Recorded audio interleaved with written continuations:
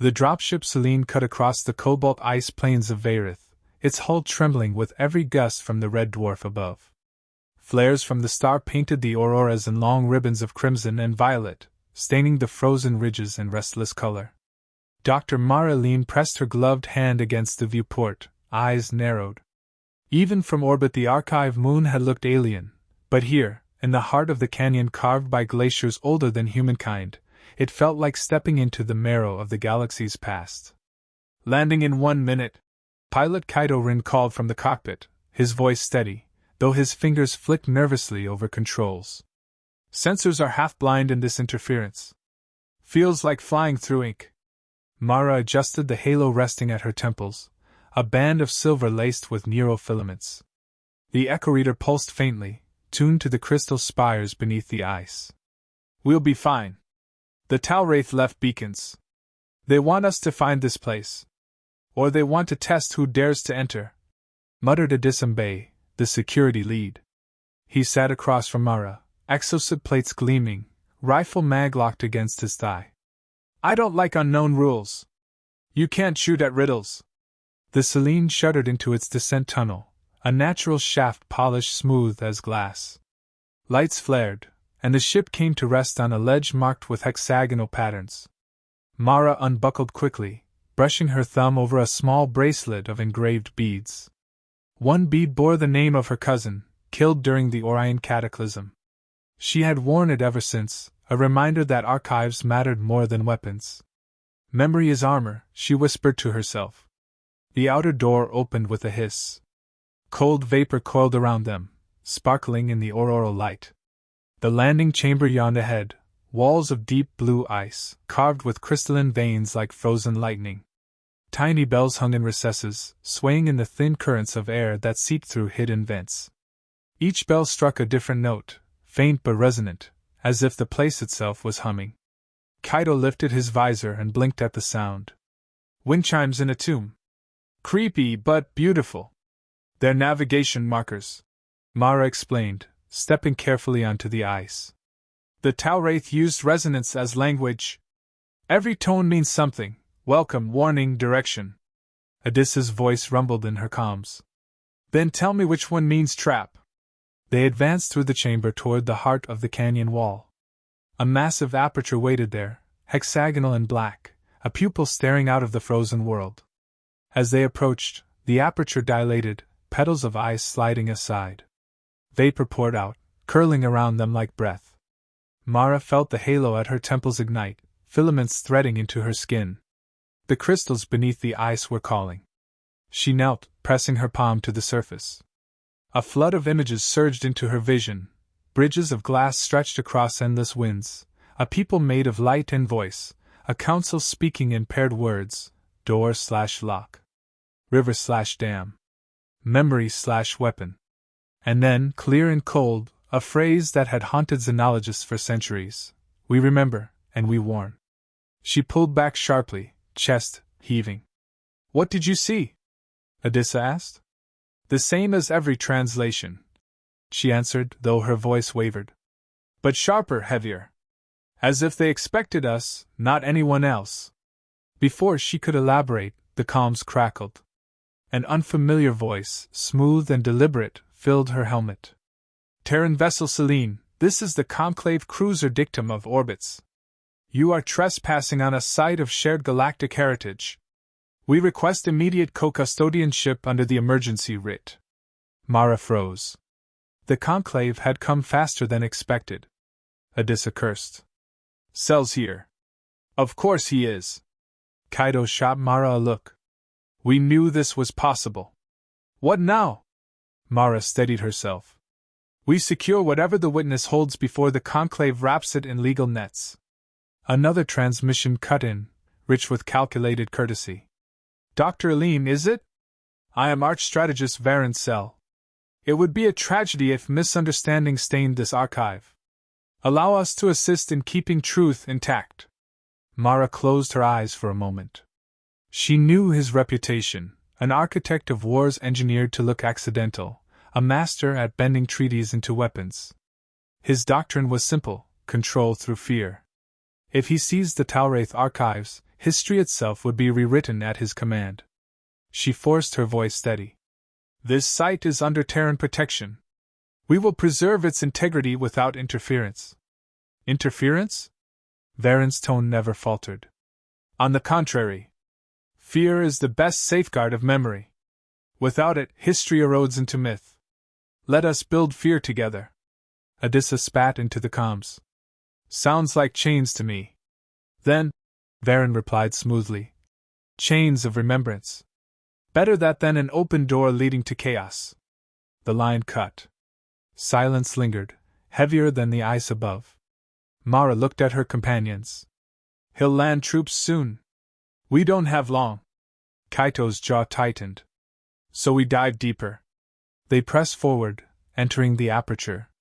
The corridor beyond pulsed with faint light from veins of crystal embedded in the walls.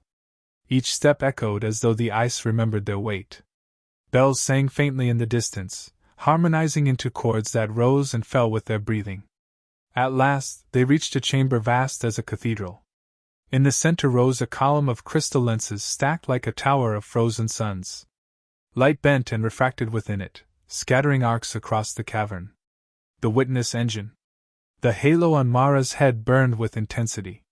The column stirred, lenses turning like eyes adjusting to light. A voice resonated directly into their minds, not sound, but paired images. Door/lock. River/dam. Memory/weapon. The three humans stood silent, awed. Then the witness asked, What will you remember if we refuse you? Mara's throat tightened. She touched the bead bracelet, its single engraved name cutting into her glove. She spoke clearly, her voice trembling only at first. Alexei Aline. Civilian. Died at Orion. And the others. She began reciting, name after name, until her voice steadied into rhythm. The crystal tower pulsed. The aperture widened behind them, as if the chamber itself exhaled. Permission granted. Adissa stared at her. You answered with the dead? They're why we're here, she said simply. They're the proof that we won't forget. Kaito glanced nervously at his scanner. Conclave pods just hit the ice. Varen's men are setting up beacons. He'll be here in hours, maybe less. Mara looked back at the witness. The lenses shimmered, casting auroral light across her face. She felt the words burn in her mind again. We remember, and we warn. She straightened. Then we go deeper. Before Cell claims the story, we let the witness tell it.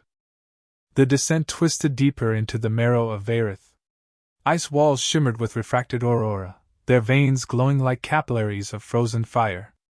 Mara's breath fogged her visor as she adjusted the halo. Each pulse from the witness thudded against her skull like a heartbeat not her own. Kaito moved ahead, scanning the tunnel with a wrist projector that braided thin strands of light along the wall. A glowing thread unraveled behind him, marking their path back.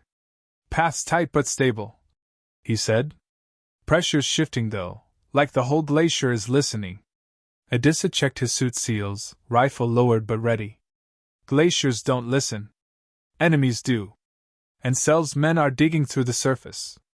Won't be long before they find us. Mara ignored his grumble, pausing at an alcove where the ice resonated faintly. A carved drone unfolded from the wall, facets shifting until it resembled a crystalline moth. It scanned them with beams that prickled the skin. Then a glyph burned in the air. What will you remember if truth wounds you? She answered without hesitation. The names I already carry. The drone folded away, the glyph dissolving. The tunnel cleared. Always with the names, Adissa muttered, shaking his head. I hope ghosts can fight. They already have, Mara replied softly. The tunnel widened into a cavern vast enough to swallow a city block. At its heart rose the witness engine, its stacked lenses slowly revolving, catching the aura that filtered down from cracks above. The light scattered across them, painting shifting murals of alien cities, rivers of glass, skies torn by storms.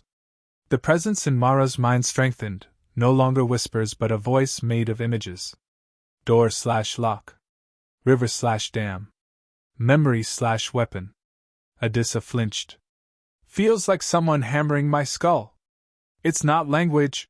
Mara said, steadying her breathing. It's contrast.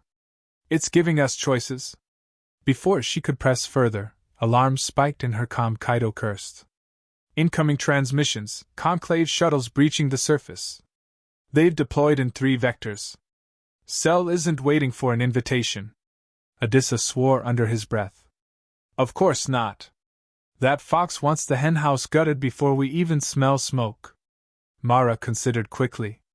If they resisted entry, Cell would spin it as Terran obstruction and claim legal custody of the archive.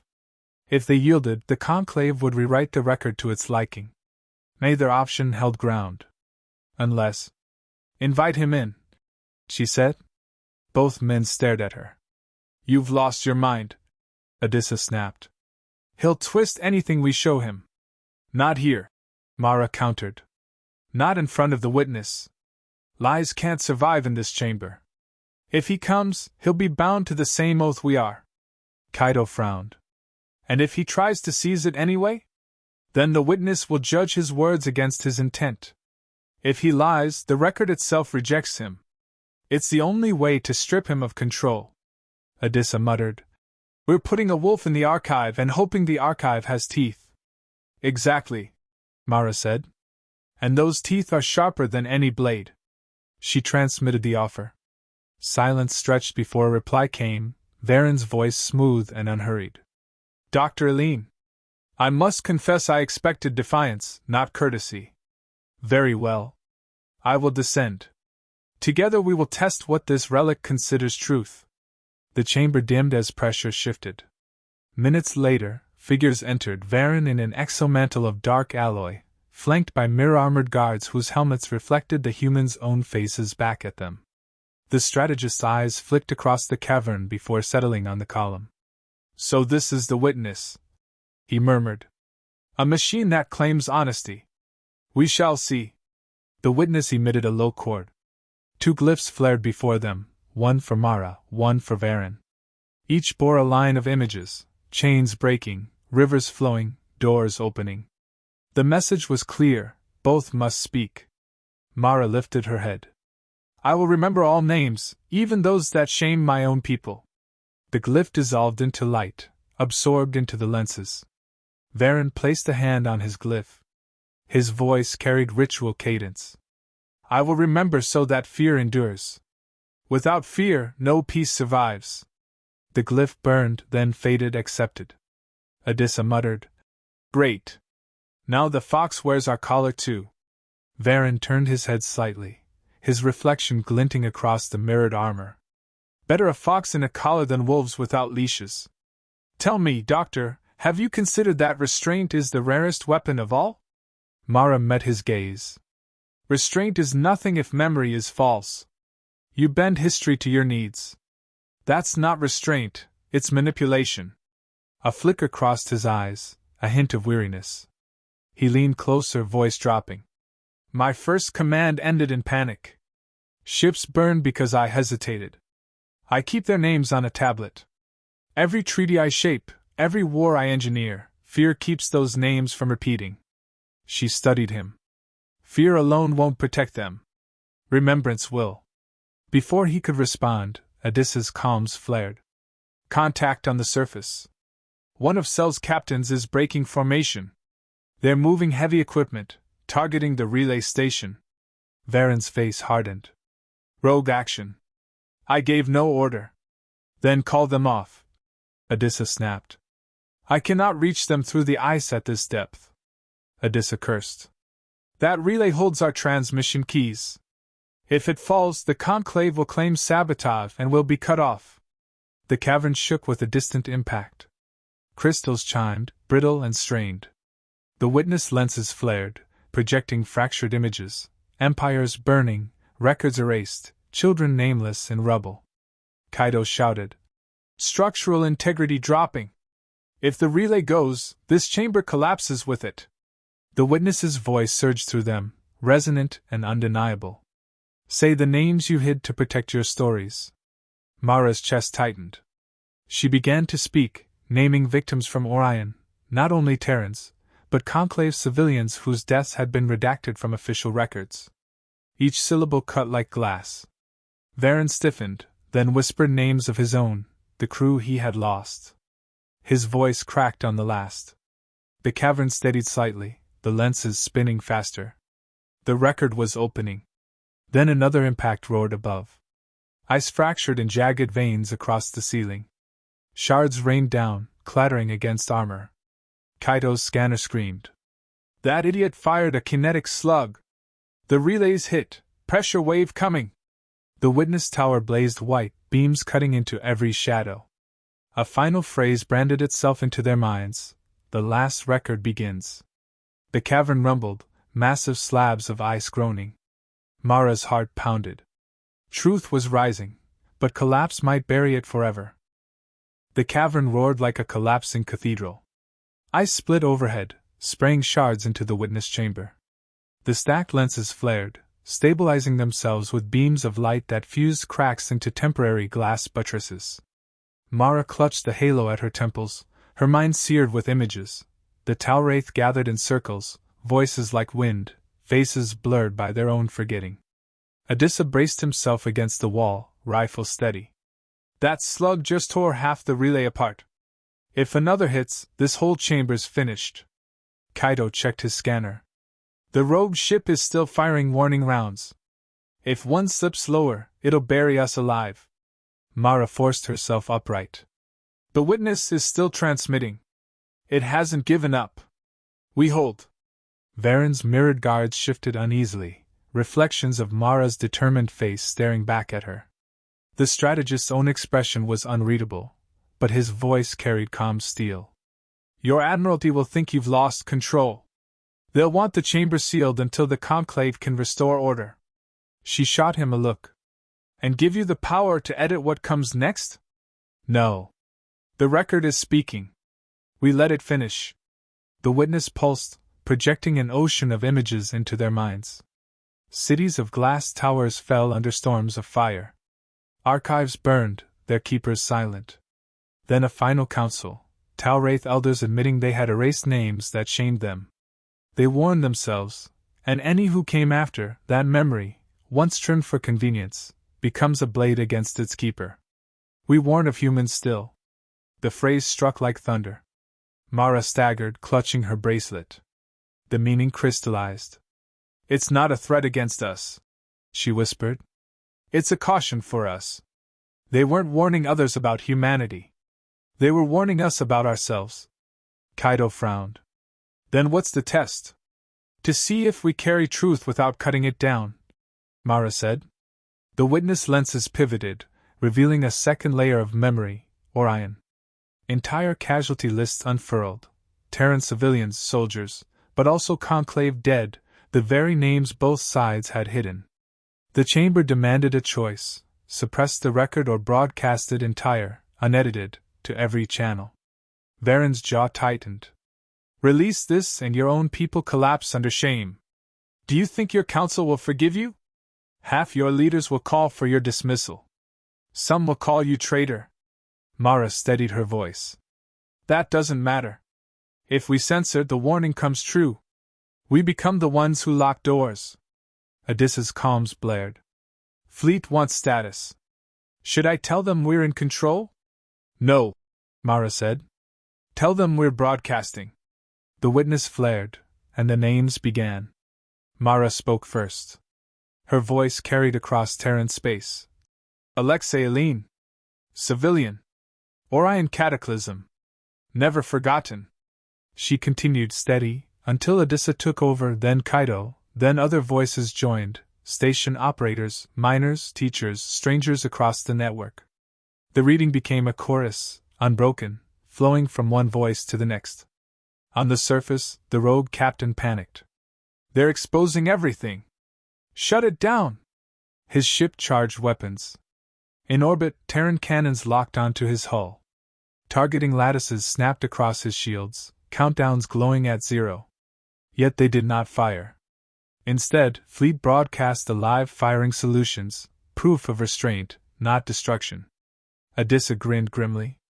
We're holding them without pulling the trigger. That's power. Conclave crews hesitated. Many disengaged safeties, refusing orders. They had seen humanity unveil its worst wounds without flinching, and then stop its own guns at the edge of fire. Varen stood silent, eyes on the witness. His reflection in the mirrored armor seemed older, stripped of calculation. "You risk destabilizing everything," he said at last. Mara faced him. "Or we rebuild on something stronger than fear. On memory." He gave a small nod, almost weary. "Fear builds corridors. But corridors collapse without light. Perhaps you've shown me the other half." The witness boomed, its lenses inscribing fresh glyphs onto the crystal spire. "Memory with owner is law." The chamber steadied, buttresses hardening into permanent supports. The last record was complete. The rogue captain, realizing isolation, tried one last act. He overloaded his shuttle bay to erase evidence. Kaito's glowing light rope guided a strike team through unstable fractures, cutting power before the charge ignited. Adissa dragged the captain before the witness. His surrender, his orders, his panic, all recorded without alteration. No propaganda, no trial, just truth. When it ended, silence fell heavy as the ice itself. The record had spoken, binding them all. Varen removed his gauntlet, revealing a thin tablet hidden beneath. Names glowed on it, etched in careful script. He placed it against the witness column. "I have carried these alone. No longer." The witness accepted them, weaving his names into the spire's light. For the first time, the strategist bowed his head. Mara touched her bracelet. "Now it's ours to keep.